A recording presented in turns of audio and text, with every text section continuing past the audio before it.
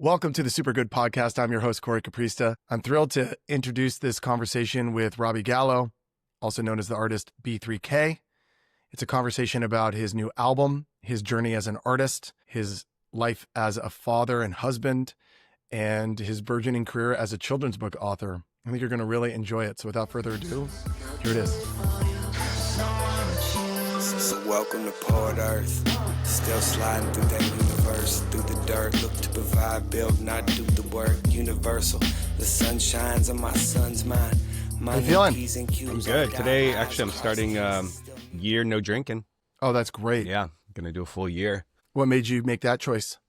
I don't know. I think sometimes it just will get in the way of my motivation, like having fun. I also want to, I shared with you, get in shape, get my strength back, Caffeine and kilos, baby. Caffeine and kilos. Yeah.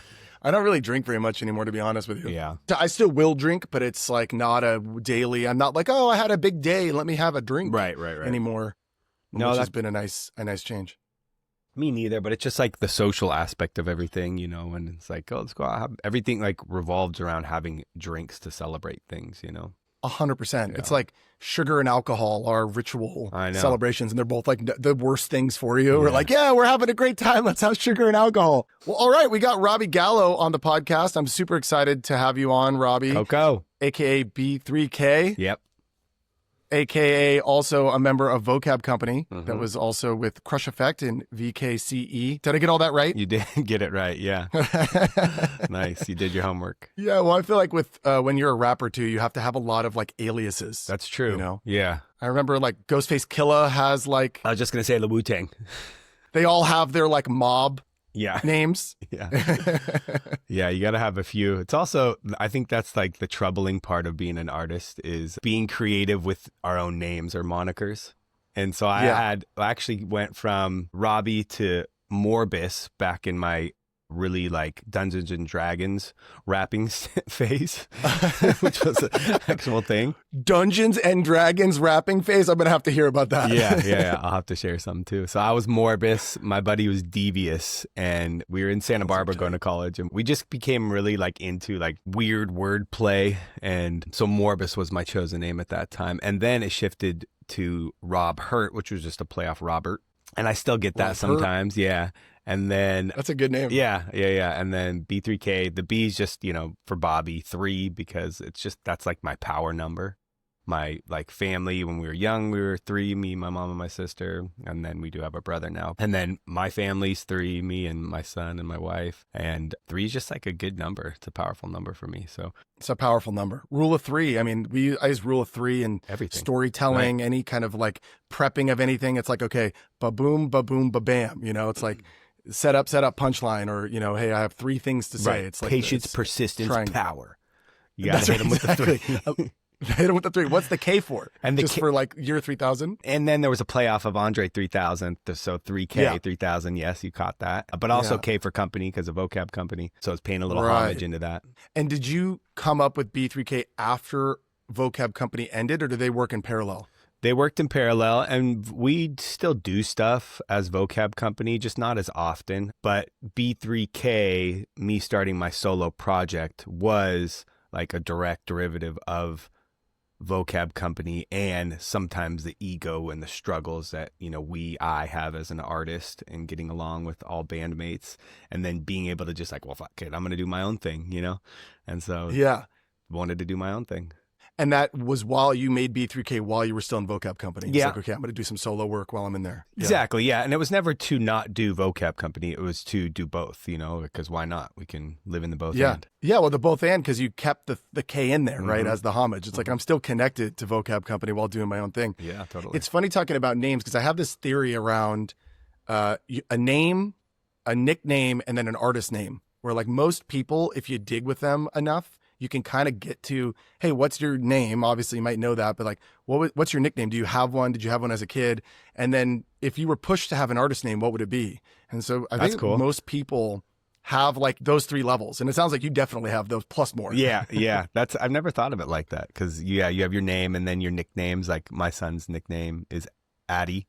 short, for it's not short, but Atlas, same amount of letters. But it's just like kind of easier to say sometimes, I suppose. I don't know why nicknames happen. It's like or they're cute, and his middle name's Stone, so sometimes I call him Stone. Like, Stone, get over here. Yeah, that's awesome. It's a little more intimate, right? It's like familiar. Well, I'm excited to have you on the podcast, partly because I want to get to know your story. The way that I met you or experienced you for the first time was we were on this pretty wild trip in Mexico, and we were having a party with our friends, and it was sort of the peak of the party. Party was going off. We had mostly DJ music playing at that point, so dance music of different kinds, and party was peaking, and people were like, Robbie, get on the mic. Robbie, rap for us. Robbie, come on, Robbie. And we had just met, so I didn't know you. And you were more kind of mild-mannered before that. You were just chilling, being your cool self.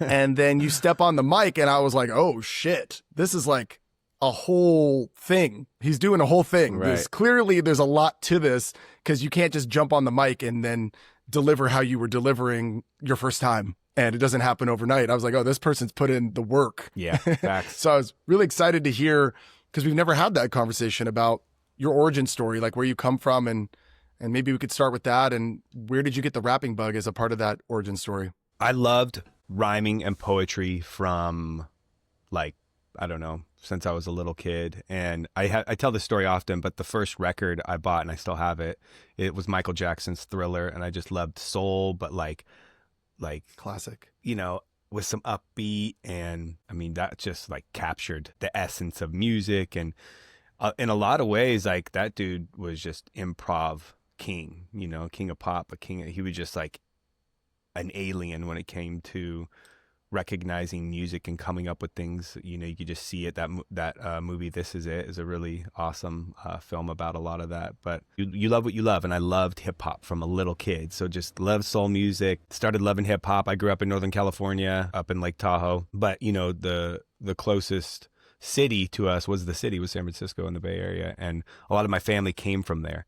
And so we would be in the Bay all the time, and then I would go to tape, record stores and get vinyl, and I get tapes and pick up hip hop. And so a lot of the hip hop then, it was interesting because there's I remember there were these tapes called, I think they're called Rap Masters, and they went from like volume 1 to like 20 something. And I had like most of them, but it featured artists from all over, because it was basically they were making these cool collaborations, getting these like awesome hip hop tracks from all over the United States, because that's where hip hop was, is from New York. But then West Coast gangster rap came, and it was like the sound and the smoothness, not just the rhyming and the poetry.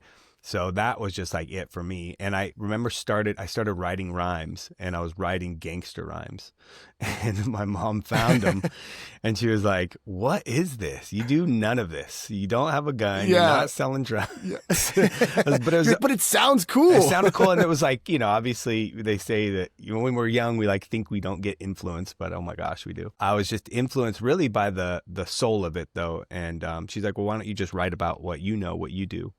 And so I started working on that, and I was writing little stories and then writing rhymes and poems. And then in, I forget, maybe it was like junior year, sophomore year, high school, I won this rap battle. And the rap battle they hosted up in Tahoe, but they promoted it on the radio. And it was, so people came from Reno and they came from Sacramento. And so there was like, good MCs, not just like locally, but people coming from other cities in the surrounding area to compete. Some real talent was there. Yeah, there was some talent. Yeah. And I won. Yeah. I won the rap battle, and just had this, we were in a bar, and none of us are 21. We're like kids, but like it didn't matter. And we're just ripping this whole bar, rapping, and it was like a sold out thing. And the prize was studio time. And so I worked on music, got to write a couple tracks, and honestly, like, you and I talked about this, but there is such a difference in freestyling and versus actual writing and putting together an arrangement of music. And they both take just like dedication and practice. So I was terrible at writing songs, but I was good at freestyling, and I got really good, and I won the battle, won studio time, and made a really shitty song. It was terrible, but it was my first one, and I did it. That's right. That's right. Wait, I was actually going to ask you that around what came first, freestyling or writing? Because to me, as an artist, what stands out is that you have like the swag, and that makes sense that the West Coast rap really, totally, the gangster rap really influenced you, because you have some of that swag to it, but you're Yeah. also kind of the writerly side of the conscious rappers. Mm-hmm. You know, I'm trying to think of like, was it Slug and Oh yeah. Murs Atmosphere and the Atmosphere? Yeah. Mhm, And you have a little bit of that like conscious rap where it's like, you know, crown chakra, cosmic, spiritual, but it also has swag to it. And so as a poet or a writer, it seems like you're able to bring both energies in. But I didn't know the origin of whether you were freestyling first, writing first. Writing first for sure. Because I was just always like, I loved writing. It was probably the only subject I really excelled in as like a kid. I just wasn't very into school. I mean, socially, I loved it. You know, I love being around people and like just engaging. English was where I excelled, and I was writing these fun little short stories. I wrote this story when I was like 10 called The Calvin Monster. My teacher was like, this is so creative, and I made 3 of them, and then that segued in my life to writing stories, which we could talk about. But yeah, I think writing obviously came first for me, because also freestyling wasn't there yet, you know, and I'm sure like that's what we practice our penmanship and working on, you know, how to arrange stories too. But when I heard like these mixtapes from Eminem and Royce the 5'9" that my friend that moved over to the East Coast that was really into hip hop brought back, that's when I was just like, oh my God, this is the dopest. Just listening to like Bad Meets Evil, which was this really cool mixtape that Royce and Eminem put out, and the freestyling back and forth with those two was just, it was dope flows. It was logical. It was like battle bars. It was like double entendres. They were doing all these like cool metaphors within like one sentence that were like, you had to think about it. And then there was deep meaning below, even like layers of like depth to just one bar, which was incredible. And I was hooked. And then I started freestyle. I think people talking in front of other people, like public speaking, is one of the biggest fears people have in life. It's like one of the scariest things. To me, as someone who does speak publicly a lot and maybe has overcome that, the idea of rapping in front of people in a freestyle manner, being on the high wire of improv, but it rhymes and that there's like a speed to it. Mm-hmm. It's like, really, that's my scary thing, would be doing that. So for you, how was it when you stepped into, okay, I'm going to start freestyling? Yeah. I mean, it's just another thing that takes a lot of practice, and being on stage or standing up in public speaking, that still is tough for me, because it's different. But my good friend Berkey, who the other member of Vocab Company, he put it really like eloquently and just perfect. One time he said, you know, when we're on stage, we are channeling our best selves.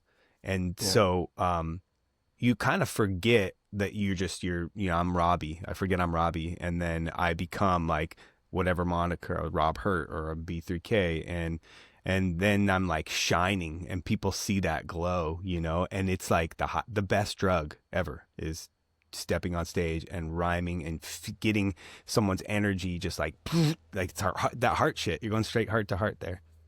Straight heart to heart. I'm watching Unreal, which is a WWE documentary on Netflix. Is it good? And it's really good. And they're talking to the wrestlers. Yeah. And a lot of them are getting those, you know, pre-performance nerves, right? Stage fright, worrying. And then multiple of them are talking about, and even just the first episode. But once I hear my music, my entrance music, oh yeah, I step into my persona of whatever my wrestler name is. And then it's just, I go. Yeah. Totally. And so it sounds very similar. Yeah. I mean, it is. I become my persona. It is a little bit like acting, you know, and I'm practicing, and, you know, I'm saying these words and kind of embodying, you know, what I wrote down and spitting that out live. And then you do that with a band. When we have our band, it's like, that's the other piece where you're feeding off each other on stage. You got a dope ass drummer and horn players. And it's just like, when you can all come together, it's like sports. I mean, there's a lot of similarities. You're being an athlete on stage with your team and performing and, you know, scoring points and rocking the mic. Rocking the mic. When people are learning a new skill, one thing that tends to help is that you practice under less pressure to build up your skill. And then once you build up that skill, there's pressure, and in this case, it's often in front of other people, would bring that pressure, right? In public or around others. If you have a well-practiced skill, then it gets even better when you have pressure. But if you have a poorly practiced skill, it gets worse under pressure. Oh, yeah. And so when you go back to your beginning of freestyling, was the beginning of freestyling mostly like in your room or just with like one close friend before? Like, did you get a lot of reps doing that before you did it more publicly? Yeah. So it would be with like buddies at a house together. And then it started to be like house parties. And then it kind of transitioned into college parties. And then we started like performing shows in Santa Barbara on DP, if you're familiar with good old Del Playa, in Isla Vista. It's crazy out there. And we performed wild these parties. shows. And then it was cool because there was another circle of MCs that we started to show up as a community together, and tons of good musicians. Iration came out of there too, by way of Hawaii. But like, I think that's the interesting thing too about music. It can be extremely competitive, again, similarly like sports, but it also is, there's a opportunity to have a community. And I forget that. When I was younger, I was like, we're better than them. We're going to like, which drives you, but like also why lead by, just me winning, and, why can't we all win? And as I think that comes with age and wisdom, and you realize like, let's start putting each other up. And, I think I forget also that I do have these talents, and I am really good, and just like I'm still human, and I wonder like, does this artist respect me? Do they think I'm good? And it messes with the confidence in the brain a little bit. Well, it's interesting as a fan, whenever your favorite artists team up together and do like a collab track, whether they're rappers or singers or bands, it's always really exciting. It's like comic book characters when they are in a issue when I was a kid, and they would do a team up, like when Daredevil and the Punisher team up, you're like, oh, they're together. From an audience perspective, when there is community and collaboration, it's actually adds to the excitement usually. Mm-hmm. That's a good point too. And then you get magic like Run the Jewels, where you have Killer Mike and LP, which like, probably didn't even know each other. I haven't like watched any of like their deep stories on how they connected. All I know is when that first Run the Jewels album came out, I was like, because I loved both them as artists, and I was like, this is the dopest shit. I don't know. That's exactly it. Because from a fan's perspective, you put that together, and you're like, these superpowers just connected. Batman and Superman are out there ripping. Yeah. They're ripping. Yeah. Well, I want to go back to something you were saying around the rap battle that you had in high school. Because I remember when I grew up, a big thing were like talent shows or band battles. I don't know if I went to a rap battle, but I definitely went to a battle of the bands a bunch of times. Sure, yeah. And there was also a bunch of talent shows. And I just remember, I think I was in something that was some sort of competitive talent show, but it was terrifying to me.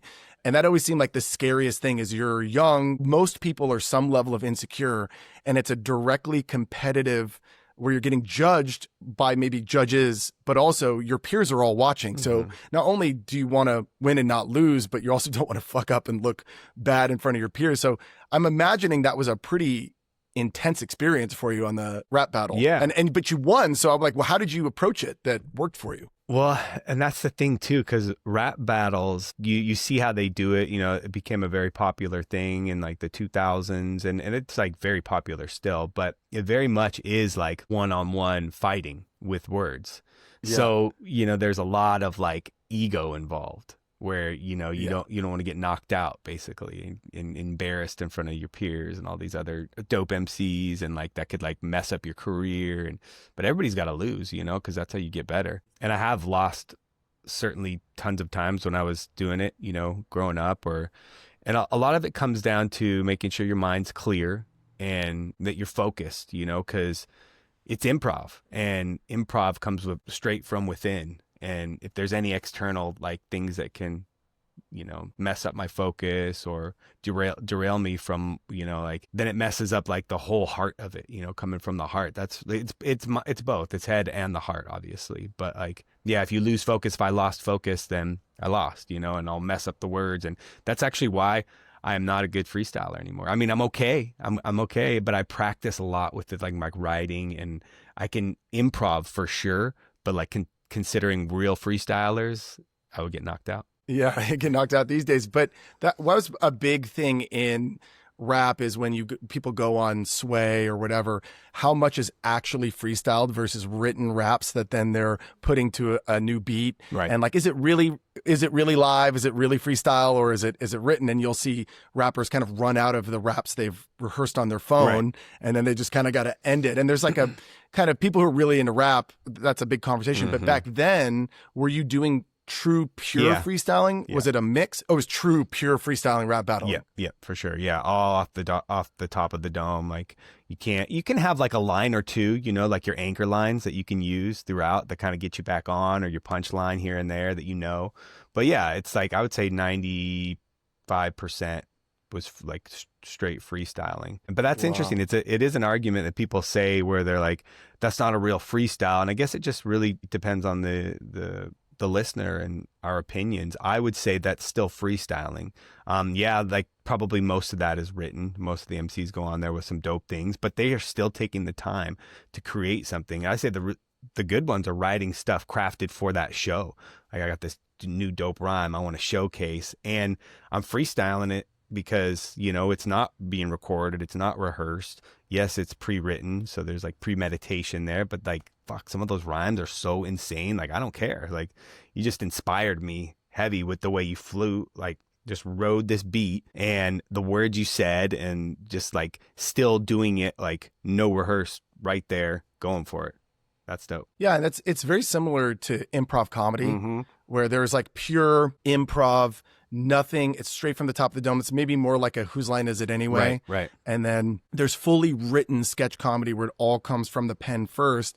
And then there's sort of a hybrid where some troops will improv and workshop stuff and improv their way into a scene or a character or a bit. And then they take that improv because it feels natural. They know it works. And then they write it and finish it and polish it. Yeah. So there's sort of this whole spectrum of how you use the channel versus then the polishing and which side you come from. And they all can work, right? And they all have a place. Yeah, totally. And I think, if I'm focused on picking apart whether or not it's a freestyle or not, I'm missing the point. Because the point is like someone's in their true mastery and artistry right there and delivering and performing. And it's like, respect that, listen to this, what they're putting into this effort and be inspired by it. Yeah, if it's good, it's good, right? Yeah. What's interesting about what you said based on hearing your new album and your music, your albums, at least from my outside perspective, they're very production focused.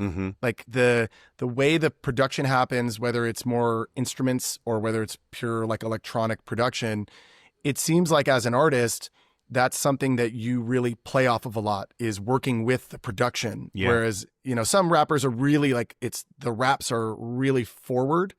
And I wonder if that started back in college where you were performing with bands, with musicians and instruments. I don't know what was going on there, but it seems like there might be some connection there. No, you hit it right on the head. And it wasn't in college. This was actually when I moved to San Diego, and I started Vocab Company just as me and a DJ, and we'd rock bars. And the DJ was also the producer. His name was Buck. We call him Buck, or his name is BB, but his performance name was Buck the Rabbit Killer because he was killing beats like with bouncy production. And he Buck had the Rabbit Killer. Yeah, and there was a really, really cool, respected MC and rap group and just hip hop group called Tiger's Temple that were here in San Diego. And a lot of them like branched off and did things, and some of them, got a little bigger, some of them faded away, as such as life. But he and I would go rock these shows, and then we produced a whole album. So I have an album, my first Vocab Company album, and it features a lot of artists, and it was like the collab. I had my friend Deploy on it, I had Berkey on it a bunch, and Berkey had a live band out of Reno called Native Root, and they would tour. Like, these guys would be in a van, this old ass band, and they had a B3 organ they'd bring with them everywhere, and it was like 6 dirty ass dudes going everywhere from like into Colorado, up into Oregon, down, like they were really, really doing it. And so he learned a lot about touring and learned a lot about writing music. And he wrote a whole album in the studio with a band. And he's very good at like directing. And so I learned a lot of those skills from him on like bringing instruments together. I mean, he and I wrote like 5 or 6 albums together as Vocab Company. So Native Root was still Reno. He wanted to be in San Diego, and we went back and forth of like coming up with a new name. And he's just like, dude, I love the name Vocab Company. And I was like, that's cool. Cause my vision for Vocab Company was a company, like a big, let's bring a group together. Let's make it community and vocabulary with the words, And so we made a band out of it, and we had like both brought our like styles together, me with my hip hop style, he's like a singer and MC, and kind of had this roots reggae thing a little bit, but we both loved electronic music. And so entered the festival scene, and we snuck into Lightning in a Bottle, its second year. And there's an MC named Soul Eye, and we're like blown away because he's on the mic with Bass Nectar, just ripping it.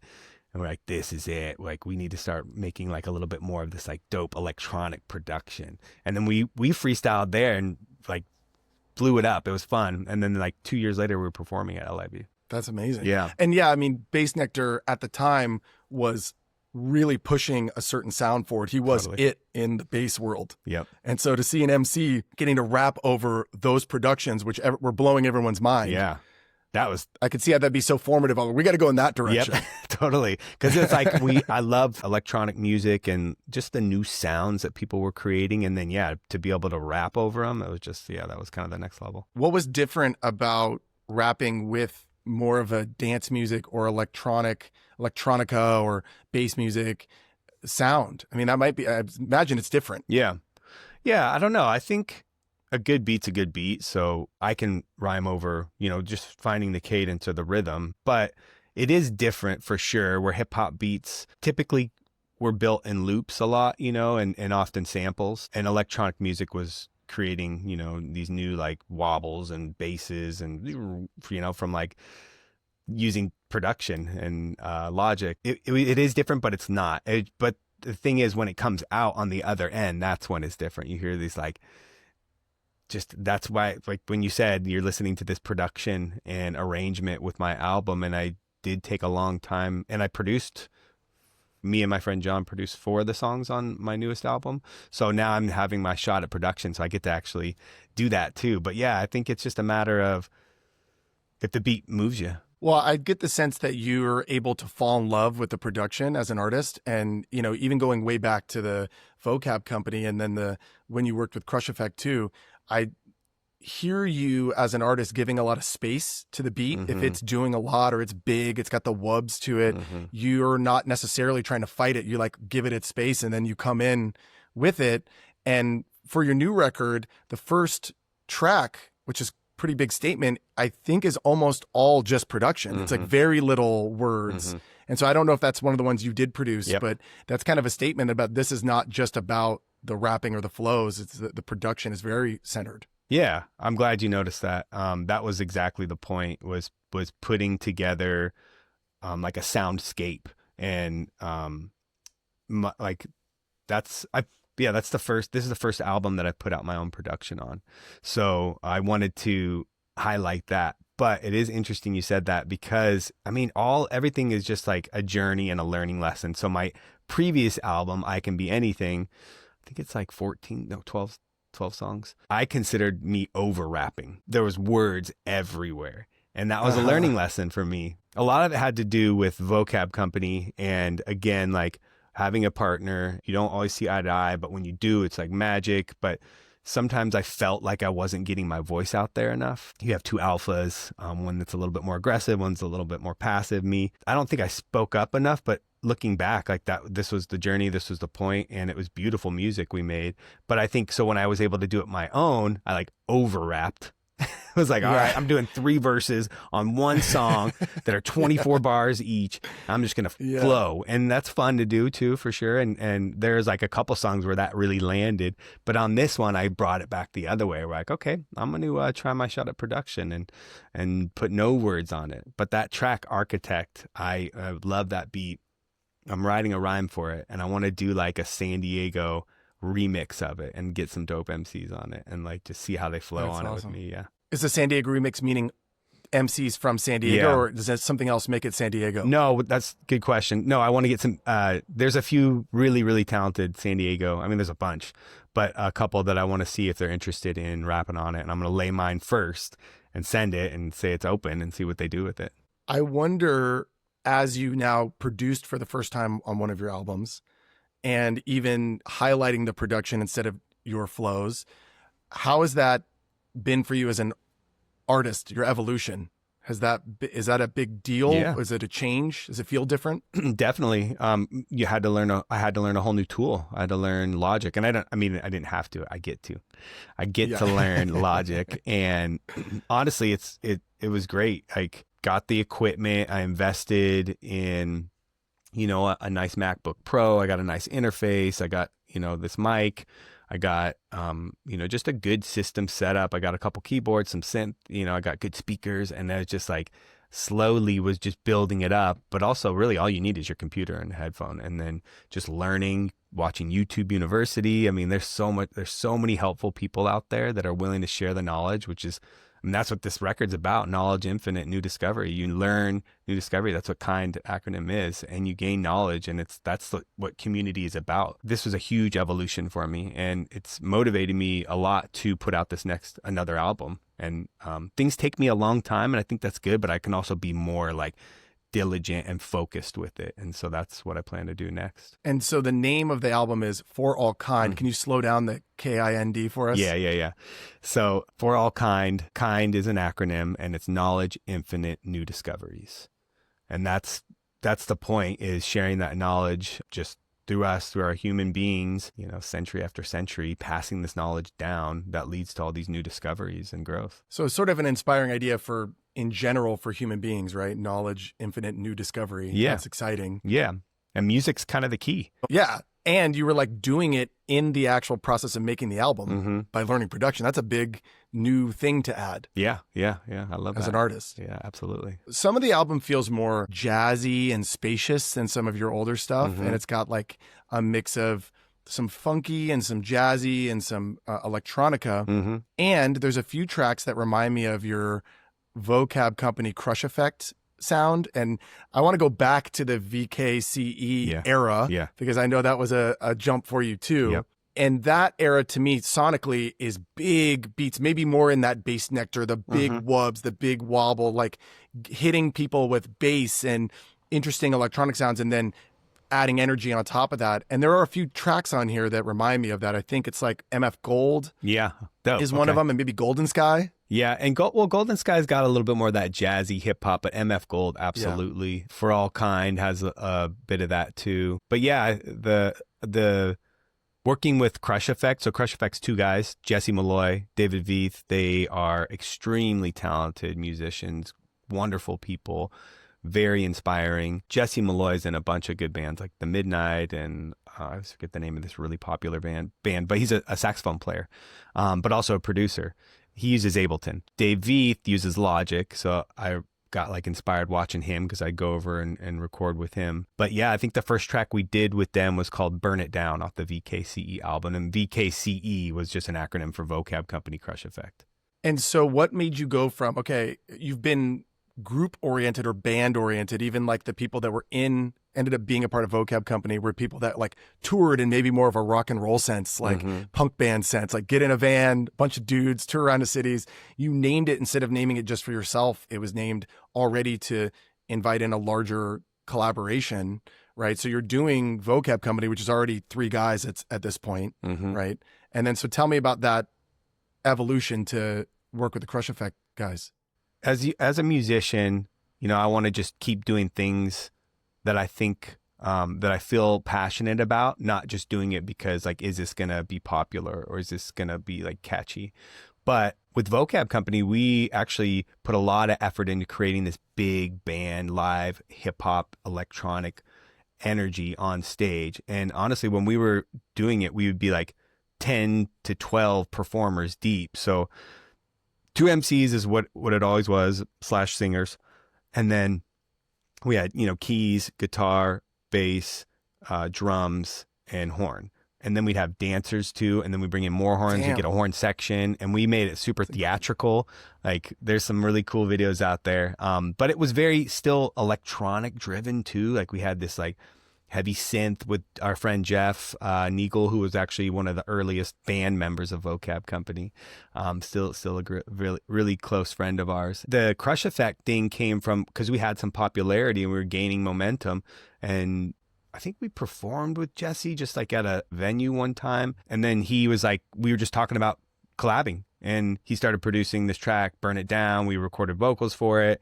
And Burn It Down's on VKCE. It's a big song, too. It got actually, we got a lot of licensing for that and, like, got some commercial money, which was amazing from it. But The song still rips. Yeah. So then actually we came to a crossroads. So we had management. We basically had two managers. The manager, his name's Michael Burnett. He's with, he manages Iration. And then Thomas Cousins, who's a part of Ineffable Music Group, and they have Stick Figure, and they have a lot of artists. They're definitely a big agency now and throw festivals. But because of all these moving parts and people, there was definitely like a fork in the road where it was like, continue the vocab band thing that we've invested a lot of time and energy, or start to do this VKCE thing, which would just be 4 people, lower setup. We could fly to gigs, and that album was big. Like there was 3 songs on there that, you know, went into television, movies, and commercials. We got picked up by an agency called Secret Road that specializes in like sync and licensing and getting your music out there, and getting you paid for it, which was awesome. And then the band thing though was hitting too at the same time. So we were like this like weird dichotomy of, do we do that or do we do this? We ended up going more towards the band, which, you know, I think it all leads to where it's supposed to. I do think sometimes if we just did VKCE, where that would have gone. It feels like it was going that way. They both were going this way. But it's hard to ramble and to wrangle 6, 7 musicians on the road, and people start to have families, and it's, whereas 4 people that fly in and out was a lot more clean. But we didn't go that route.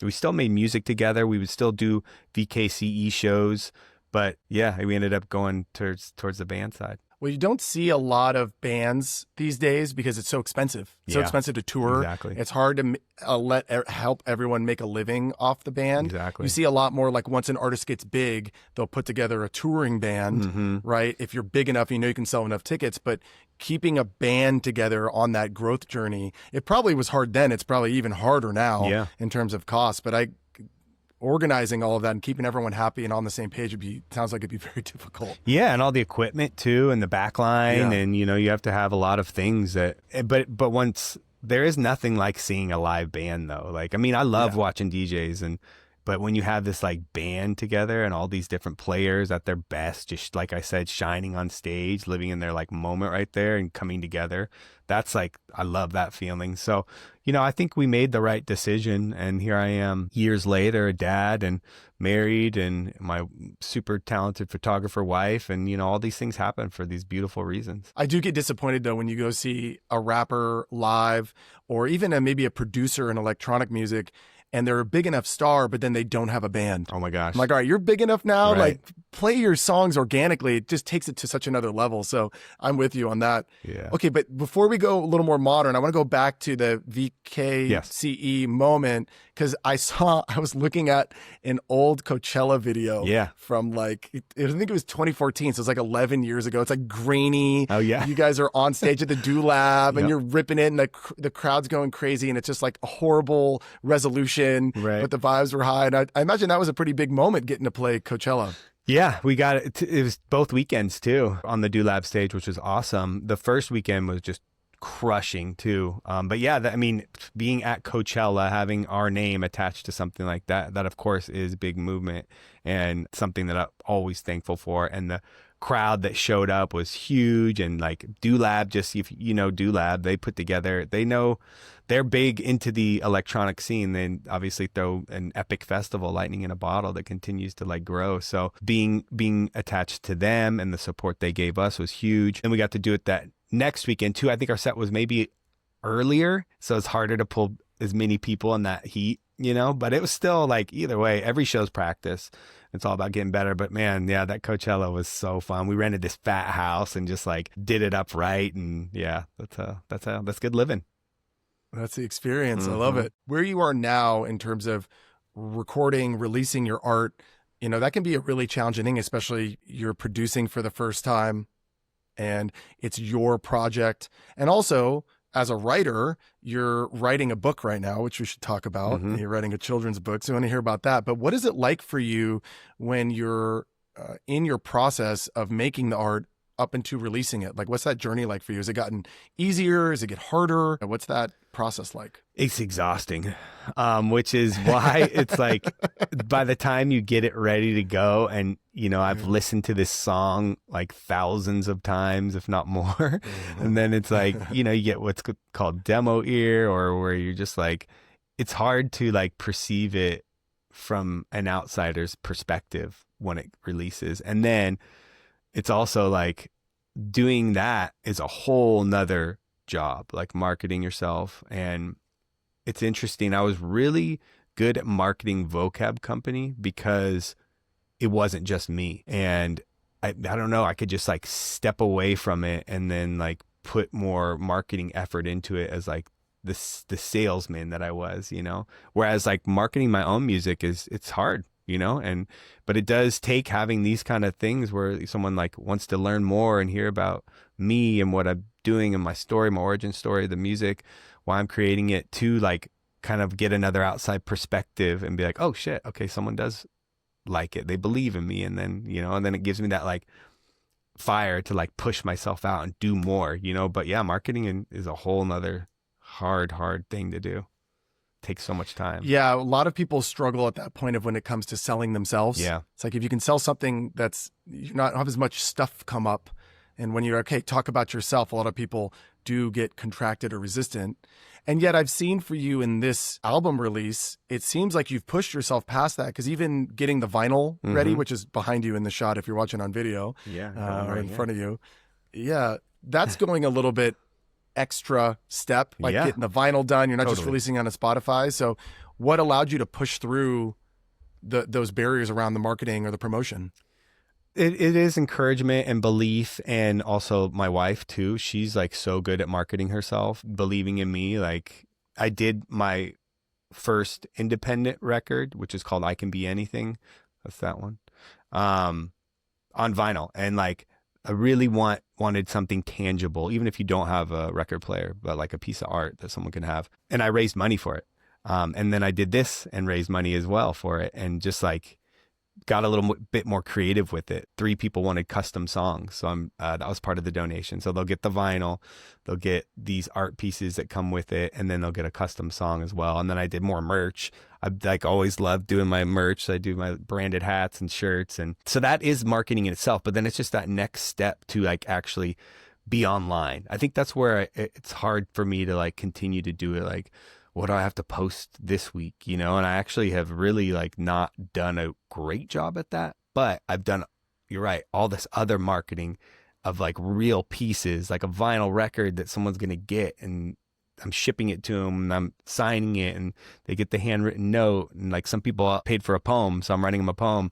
So that's real, what I guess you could call like, you know, guerrilla marketing or just like organic marketing.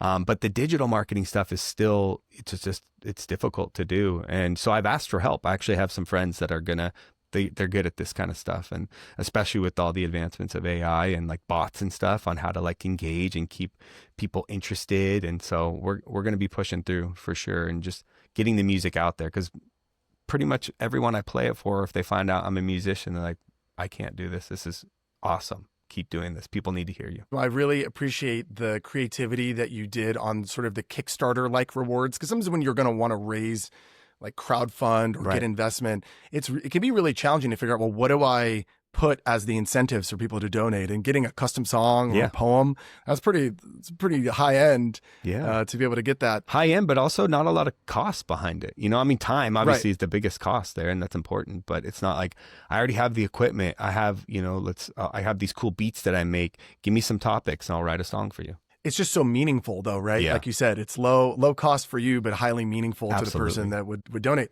One thing that I see them struggling with is when they make their music, they then confront the visual world of their artist project. And for you, what I've seen when I go back and I look at your album covers, the vinyls, it's got your merch, it's got a really defined visual aesthetic. And I think it really works. So can you talk a little bit about how that comes to be? Is that from you? Is that from, do you work with people? How do you get such a defined visual aesthetic? Thank you. I love that because I do really put a lot of effort into that side. And I worked for a promotional company for 8 years.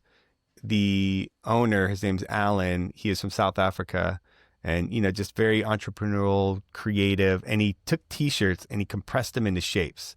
And so we were a screen printer, and we do all the screen printing marketing on T-shirts, and we put them in little shapes using these like metal molds.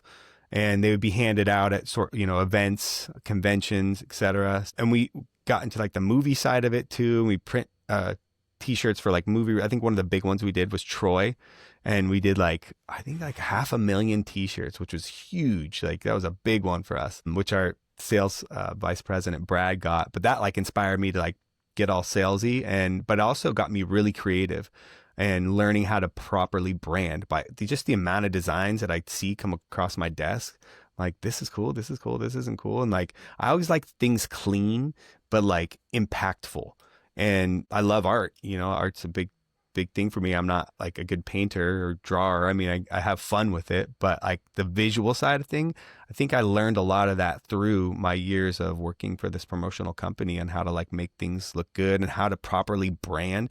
And I would just loved it. So like from there, and that's cool because I do hear that often from people. Like, I love your logo. How'd you come up with that? I like your branding. I like the colors. Like, I do want to give a shout out to my wife though.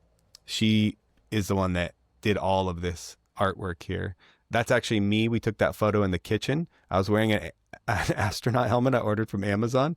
And can you describe it for the audio listeners, like what they're seeing or what we're seeing? So you're looking at the cover of my new vinyl record, and it's basically this really futuristic cityscape in the background, and cutting through is this diamond, and I'm entering with like this foliage from like another planet or galaxy, and there's 3 planets behind me. And basically, yeah, I'm traveling to give the gift of music is the concept of this. I love that. Yeah. And my wife and I worked on it. And when I say we, it's just her. But, coming up with ideas together. And then we took this cool photo. And then the photo's me standing with my hands behind my back wearing an astronaut helmet and this suit. And I was standing in my kitchen in a suit wearing this cheesy astronaut helmet. We ran it through AI a couple times. And the album cover came. And I mean, it took a lot of work for sure. Like, there's a beautiful back cover. A lot of the images that are incorporated throughout this record are from the music video for All Kind, which is a really, really cool space age music video done by a good friend of mine. His Instagram is Pretend Aperture. Really talented artist from Los Angeles. Yeah. And he'd never done music videos, and I found him on Instagram. So this is the power of marketing. Like, we could find people all on our own, connect with someone. I reached out to him. I said, this is incredible. He was doing like just little 30 seconds and 60-second clips. And I showed Jess, my wife, and she's like, oh yeah, this is really, really cool. I was like, I'm going to see if he'll do a music video for me. And I sent him MF Gold, and I sent him For All Kind. And he is like, these are amazing. He's like, I really like For All Kind, which is interesting because it's the longer one. That's a longer track. And he'd never done a music video. Like I said, it was like 30 seconds or 60 seconds. So he wanted to challenge himself. It took about 3 months, but we'd have weekly meetings on Zoom. We'd go through it.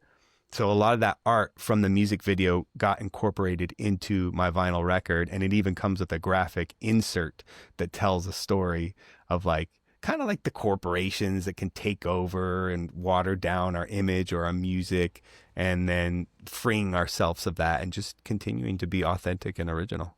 I love that the visual side of your album is also collaborative, like your music tends to be as well. And I also like that you did, I mean, it makes sense. We're in 2025, there's AI, but it's also mixed media between you and AI. It's not pure AI. Yeah. And you're kind of it's a futuristic album. So it makes sense to me to have that process be involved with it. Yeah, I think, and that's the point too, using these tools, because they're just tools. And if we use them with the tools that we already have, sometimes some really awesome things can come out of it. And definitely that's what happened with the images and the record and the album. The vinyl itself is this really beautiful Coke bottle green, because you could do, apparently vinyl's clear, and then they dyed it black, and I don't know why. But out of that, I remember like vinyl records, kind of lost up. You see, they weren't as popular because they're old information and technology, but the resurgence of vinyl came back because they're just beautiful. They're just these awesome, tangible pieces of art, and people in the States weren't making vinyl anymore. It was only done over in Europe, and I think it was like in Eastern Europe for a while. But now I think that's changed with the demand of vinyl. It's like one of the number one selling merch items for most bands. And so there was like all these recycled, I think when they started doing it again, they were getting like recycled old records and putting them together. And that's when you saw those like different colors start to come out. Cool. They'd melt the Yeah. wax down and then recreate the vinyl, because you're melting it down and taking away all the little edges of Grooves. audio and grooves. Yeah. Well, you mentioned MF Gold and For All Kind, and those are probably my two favorite tracks on the record. Nice. But For All Kind really struck me. It's kind of hilarious that I'll read this since you're with me, but there's a stretch in that song that I remember you did part of this or all of it inside of a rap you did when I first met you. You rapped over some other beat. You were kind of importing it. And I remember it struck me the first time I heard it. And then I was listening to the album and it struck me again. So that's how I know I really like it. But it's Welcome to Poet Earth, still sliding through that universe, through the dirt, look to provide, build, and I do the work. Universal, the sun shines on my son's mind in P's and Q's, I dot I's, cross T's, and it's still me that fool. I'm still laughing, looking at them stars, I'm still mapping, walking on that line, yeah, I'm still John Cashin. I like that. You just gave me some chills right there. I mean, it gave me chills when I listened to it multiple times, and I think that's the power of the words, that I could do it for you, even though I'm not a rapper or an MC, just hearing your words back to you. That's beautiful. There's so much in there that really strikes me. But there's a couple pieces of it that I wanted to ask you about. You mentioned your son, right? And you talk about also still walking on that line. You're Johnny Cashin, basically, right? Yeah. And I'm kind of curious what it's like for you now as a father and like an aging MC, right? We have rappers, like when we were younger, imagining any of these rappers we were inspired by or famous being old was like, you couldn't even imagine it. And we have examples now of these rappers like Snoop Dogg, Jay-Z, et cetera. They've aged and they're still cool, right? They still got it, even though they're much older. But I wonder how that's maybe changed your experience as an artist or a rapper, what you rap about, what you think about, maybe even the motivation. Yeah, I mean, life is the canvas that gives me inspiration. So having my son, 3 years old, that was at least the best gift that I can never imagine, is having him in my life, and how much more I become a grown up, or just growing because of him. And so that creates a whole new palette of color and inspiration to write to, and authentically, like he inspires me so much. He's this little artist too. He loves to paint and he's hilarious. I went and picked him up from school yesterday, and his teachers are like, "Your son is just a unique human." I was like, "Well, what do you mean by unique?" Not like defensively, but like that could be bad. Yeah, he's unique. Yeah. Is he in trouble? No, but he is hilarious. He's so kind. I'm like, yeah, kind. And he's in the stories he comes up with, and I'm like, dude, I love that. Like, it was such a really cool thing to hear, and just wonder where he's going to go. Whatever he wants to do, I'm going to encourage for the most part. But like, I'm not trying to force anything on him. Like, he loves music. He loves like reading. We read like 6 books a night sometimes. And the dude just like, and then we were doing this fun thing where like, he's got these stuffed animals that he really likes, and then I'll do characters of them. And he really thinks that the character is that, even though he knows I'm doing it, he just plays into it. And like, so Josie is this polar bear we have. And it's just like, just watching his little imagination fire up. And he's having a conversation with Josie, and Josie and him are talking about swimming and floating on their back and racing and hunting. And like, that's so all these things that have shifted in my life for the right reasons become great things to write about and express, because writing's therapy. Yeah. And you really do come across to me as someone who really has honed their gift and, developed your craft. How does that play into wanting to write a children's book? I mean, we got to talk about it now. We're talking about Atlas. Perfect. We're talking about that. Yeah, let's talk about the children's book. Yeah, so it's actually really cool. Jess and I, when we started dating again, and there's a whole other story of that, we were doing laundry, and I don't want to give away too much, but how socks go missing. Yeah. So we were just talking about like famously. Yeah. A story like, what happens to the socks? And so everybody sign an NDA before you hear this. But don't give away things that you shouldn't give away, but tell us us what we need to know. Yeah, totally. But so a story was born out of it, and a kid's story, because she wasn't pregnant. We were just dating. Like, there was no kid. but there was in the vision, and it was there. And like, yeah, that story was born before he was. And maybe in some ways he sent it to us because he loves it. Yeah. I read it to him. I'm like on draft 5 now, which is the final draft I want. But if I need more, I will, of course. But I think we're like there, and we're creating all these cool images too. But it's going to be our first, and it's not going to be our last. And whether or not, like, that's the whole point. Like, I don't have this huge expectation of grandiose, like, this is going to be it for us. But I do want like these children's books to be out there, because like I love writing, and now because I have him as inspiration and my wife, I'm edging into another side, and I'm writing like a little autobiography too, and I'm writing all these like short poems, and I want to put a poem book together, you know, and just like, why not just keep trying things, as like I said before, as long as it's like real and organic for me and it gives me passion and fire, then I want to continue to do it, because that's where the real shit comes from. I don't need to just write out of pain anymore, which I would do, you know, like expressing pain, and that's when the good songs are. But it like write out of happiness. Like writing a pop song is very difficult. People think that's easy, and I know I'm getting off on a tangent, but I want to share this because so hard. Like you think about showing your song to your friend. Yeah, your song's great, but like a song that millions of people have never met you before that just like yes, there is a process to writing a pop song and an arrangement that you follow in a way, but like still like you gotta have words that resonate with the masses, and that's difficult. And so like continuing to write poems and books and this children's story, I'm like, I wrote it this one way, I'm like, that's just so wordy, I need to bring this back and make it more simple. Like, so I tested it on kids, and I tested it with Atlas, and like that's where I got the good feedback, and it really helps. You do seem like someone, at least in this chapter, as an artist that is thoughtful about the impact that you want your music to make and the words in that music to make. And on me, at least the songs I've really resonated with, they're pretty uplifting and maybe mind expanding, inspiring. Okay. I don't know if that's necessarily the intention, and maybe it's different by song, but I wonder if what do you imagine or want your impact to be as an artist musically? And also when you're writing the children's book, is it a similar, just a different expression of the same impact you want to have, or is it a different goal? I think they run some parallels there. When I would read stuff or listen to things, my imagination, if it was inspired me, would like fire up and like light up, and I would see images with these words. And so I think I took that when I was young to like, how can I write something that will like create an image in someone's mind? Because that is the beauty of like, you know, how it's worth so many words with a picture, or words even, you know, it's like, it's something like, if I can create, if someone could see what I'm seeing in my mind through my words, then I did it, you know, and that's cool. And like when people will come back like, that's like that line, I'm like, I'm glad you caught that line, because that's the one I wanted you to catch. Yeah. So, well, when I listen to it is quite evocative. It does. I'm not always the most visual person. Like, it doesn't always create images, but your music does, your raps do. And so, yeah, maybe it's not necessarily always inspiring someone to be a better person. Maybe that too, but like the evocative, inspiring something creative on the other end sounds like one of the impacts. Is that the same thing you want to have on kids with your children's book, or is it slightly different? Yeah.